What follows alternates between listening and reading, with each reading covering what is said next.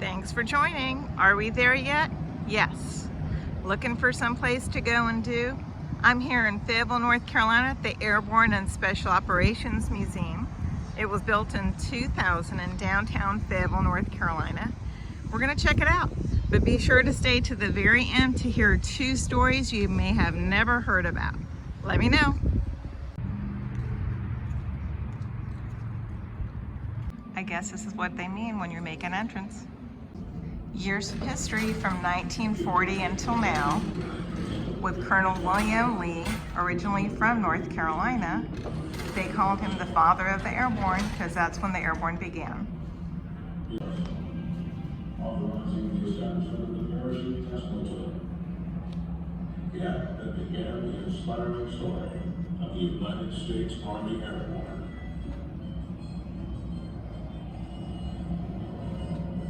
A dedicated cadre of Army personnel, including Lieutenant Colonel William Lee and Lieutenant William Ryder, stepped forward to organize the unit. 48 enlisted men were selected. You'll see here General Eisenhower said the Airborne and Special Operations Forces that we're to owe them a great deal of gratitude. The military during the war went globally.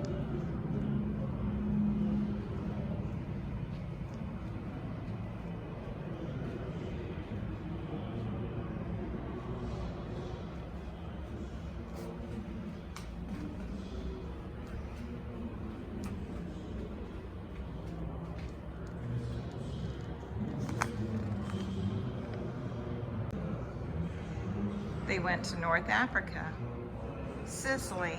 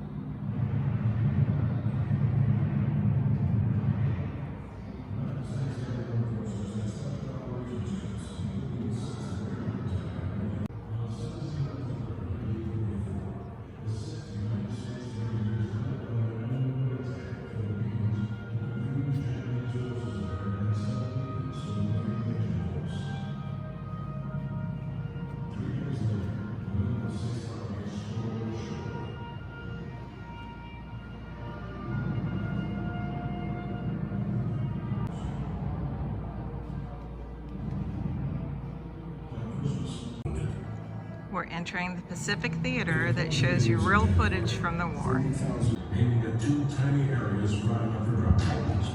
Many visitors are caught, and some are killed or injured in falls and The Korean War was a model for the Rangers. In fact, there actually was a 2nd Rangers. It was an African-American group. And the 10th Special Forces was started here at Fort Bragg. Fort Bragg is one of the largest Army bases in the United States. You had the Cold War and the Korean War. It was a new war, new missions, and new heroes. In Northern Korea, we had the White Tigers. They did rescues, missions, and operations that were covert, and no one knew about it for many years later.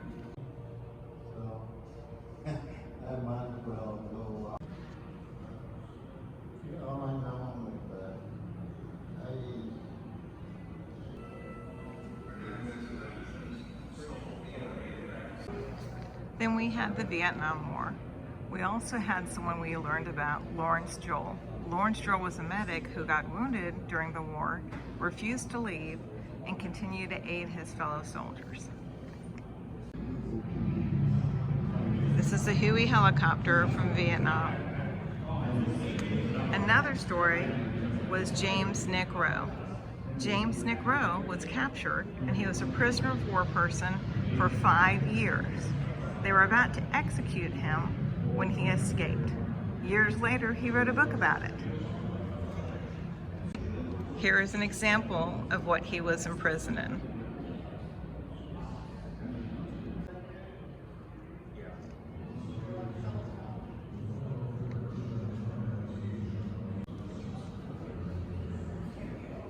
Operation Desert Storm, for those of you that remember.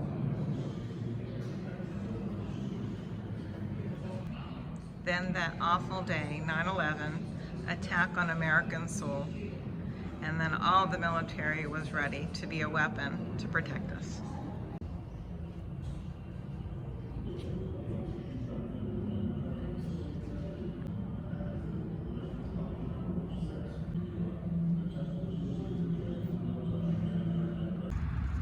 This is a special monument just for the dogs that had given their lives for the military. And it's for the dogs from the UK, Australia, and the US. One of the stories I was going to tell you about, her name was Georgia Tiny Broadwick. Georgia Tiny Broadwick was born in North Carolina in 1893. They called her tiny as an adult because she was only 5 foot and weighed about 80 some pounds. She was the first female to jump out of airplanes with a parachute and did 1,000 jumps. In 1914, she came to the Army and she wanted to show them how you can jump out of airplanes and it would be useful. Her first few jumps were fun with the static line. The next jump, her static line got caught in the tail. She couldn't move, she couldn't get back in the plane. She used a knife, cut it, and was falling. She reached back to the line and pulled it herself and landed fine. And she became the inventor of the ripcord. Thanks to her, the military uses parachutes now. Here's the second story, Leah Hybert. Who was she? Well, she was a military spouse and they approached her to make a sculpture to honor the military. This statue is a famous statue. It's called Iron Mike. Iron Mike was at Fort Bragg for many years and they have relocated him here. So as we're celebrating America's 250th, be sure to remember the military, stop by and visit, and whether you're military or not, you will love it. See you next time, and are we there yet? Yes. Be sure to subscribe, like, comment, or share.